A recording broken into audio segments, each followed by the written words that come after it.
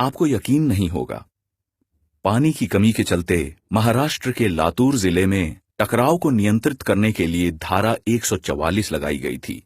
इसके अंतर्गत पानी के स्रोतों के निकट लोग समूह में नहीं खड़े हो सकते।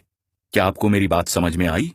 थोड़े समय में वो जगह जहां हम मस्ती से खेला करते थे, लड़ाई का मैदान बन जाएंगे, जहां शहर के लोग पानी के लिए लड़ाई करेंगे। हम इस तथ्य से कैसे इनकार कर सकते हैं, आने वाले समय में राज्य और देश आपस में लड़ाई नहीं करेंगे। क्या हमारे पूर्वज जानते थे कि हमें पानी को खरीदना भी पड़ेगा? क्या उन्हें यकीन होता? लेकिन आज ये बात सच है। इसी तरह से पानी के लिए विश्व युद्ध की संभावना भी है। पानी की समस्या चक्रवात या भूकंप जैसी प्राकृतिक घटना नहीं है।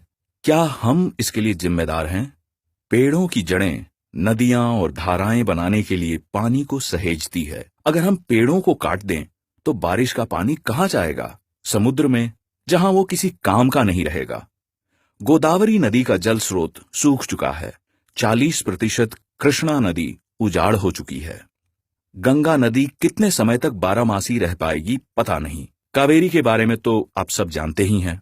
वर्ष 1989 में 22 नदियां प्रदूषित थीं, लेकिन आज ये संख्या बढ़कर 302 हो चुकी है। इस सूची में झीलें और तालाब शामिल नहीं हैं।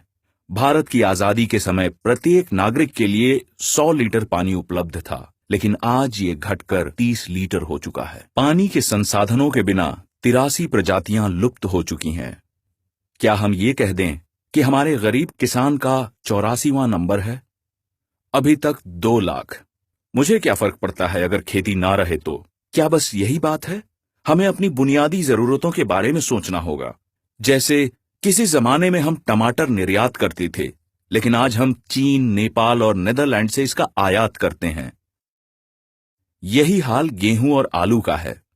तो कीमतें क्यों नहीं बढ़ेंगी? इसी तरह से पानी के कारण भी नई समस्याएं पैदा हो रही हैं। अब आपको समझ में आया, पानी की समस्या किसी और की समस्या नहीं है। यूनिसेफ की रिपोर्ट कहती है कि वर्ष 2040 तक 60 करोड़ बच्चों को पीने के पानी की समस्या का सामना करना पड़ेगा। इस स्थिति में उद्योग को अभी के मुकाबले में 30 गुना अधिक पानी की जरूरत होगी। इसी तरह से कृषि और बिजली उत्पादन के लिए बहुत सारे पानी की जरूरत होगी। हमेशा की तरह अगर हम इन आंकड़ों पर ध्यान नहीं देंगे तो पानी की समस्या हमारी जिंदगी को नरक बना देगी।